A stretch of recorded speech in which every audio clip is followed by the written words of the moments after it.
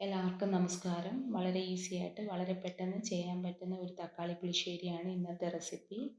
ഇത് ചോറിൻ്റെ കൂടെ കഴിക്കാൻ പറ്റിയ നല്ലൊരു കറിയാണ്. ഇതെങ്ങനെയാണ് ചെയ്യേണ്ടതെന്ന് നോക്കാം. ഞാനിവിടെ മിൽക്കി മിസ്റ്റിൻ്റെ 1/2 ലിറ്റർ തൈരാണ് എടുത്തിരിക്കുന്നത്. പുളിശ്ശേരിക്ക് നല്ല കട്ടിയുള്ള തൈര് എടുക്കാൻ നോക്കുക. പുളിശ്ശേരിക്ക് വേണ്ടിയുള്ള ബാക്കി ഇൻഗ്രീഡിയൻസ്: ഒരു വലിയ സവാള ചെറുതായിട്ട് അരിഞ്ഞത്, 5 പച്ചമുളക് എടുത്തിട്ടുണ്ട്, ഓരോരുത്തരുടെ എരിവനുസരിച്ച് എടുക്കുക. ഒരു വലിയ കഷ്ണം ഇഞ്ചി, അത് നീളത്തിൽ അരിഞ്ഞ് വേണം എടുക്കേണ്ടത്. 5 വെളുത്തുള്ളി, കറിവേപ്പില, 2 പഴുത്ത തക്കാളി ചെറുതായിട്ട് അരിഞ്ഞെടുക്കണം. ഇനി നമുക്ക് ജാറിലേക്ക് തൈര് ഒഴിച്ചിട്ടുണ്ട്.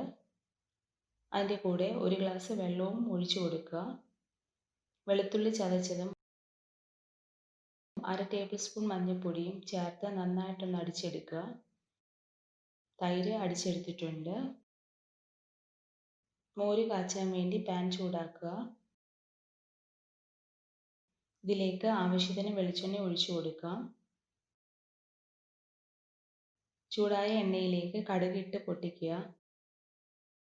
കടുക് പൊട്ടി തുടങ്ങുമ്പോൾ 1 ടീസ്പൂൺ ഉലുവ ചേർക്കാം.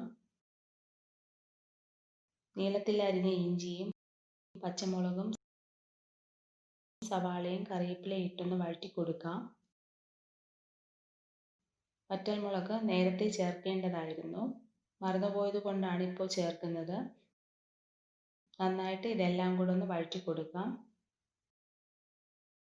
ഇനി നമുക്ക് തക്കാളി ചേർത്ത് കൊടുക്കാം. തക്കാളി ഒരുപാട് വെന്തുടഞ്ഞു പോകരുത്. ആവശ്യത്തിന് ഉപ്പും കൂടെ ചേർത്ത് വഴറ്റി കൊടുക്കാം.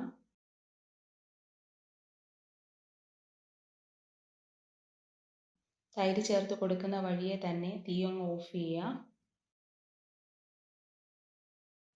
തക്കാളി പുളിശ്ശേരി റെഡിയായിട്ടുണ്ട്. ഇത്രയേ ഉള്ളൂ. വളരെ സിമ്പിളാണ് തക്കാളി പുളിശ്ശേരി. എല്ലാവരും ഒന്ന് ട്രൈ ചെയ്ത് നോക്കുക. ഇഷ്ടപ്പെടുകയാണെങ്കിൽ ലൈക്ക് ചെയ്യാനും ഷെയർ ചെയ്യാനും സബ്സ്ക്രൈബ് ചെയ്യാനും മറക്കരുത്. Thank you so much for watching Nella's kitchen. മുത്താളം മുടിതാളം കളിയാടും നാടേ നിൻ തുഞ്ചത്ത്